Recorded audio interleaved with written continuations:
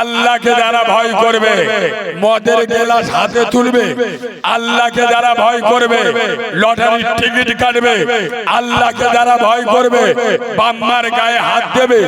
মুসলমানের কোন জিনিসটা তোমার ভিতরে আছে? তুমি মুসলমানের ছানা বলে দাবি করছো?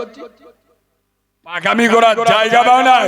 ইয়া আইয়ুহাল্লাযীনা আমানুত্তাকুল্লাহ, ঈমানদার হলো তারা আল্লাহকে ভয় করে।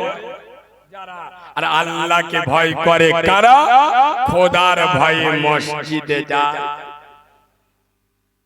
লকডাউন হয়েছে, মমতা ব্যানার্জি একটা রুলস করেছিল যে লকডাউনে করোনার সময় মসজিদে 4 জনের বেশি যাওয়া যাবে না। এ মুসলমানদের বাড়া আলাদা।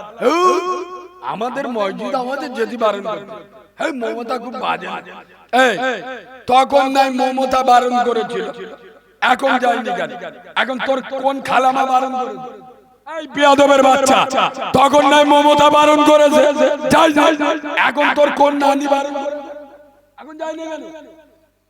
এরা মনে মনে করেছে নামাজ পড়ার দরকার। নামাজ পড়ে কে বড় লোক হয়েছে? খোদার কসম, বেনামাজির কোন আমল আল্লাহর দরবারে কবুল হবে হবে না। রাসূল বলে যাচ্ছে, একজন বেঈমান আর একজন ঈমানদার মাঝখানের সেতু হলো নামাজ। বেঈমান নামাজ পড়ে না, মুসলমান নামাজ পড়ে।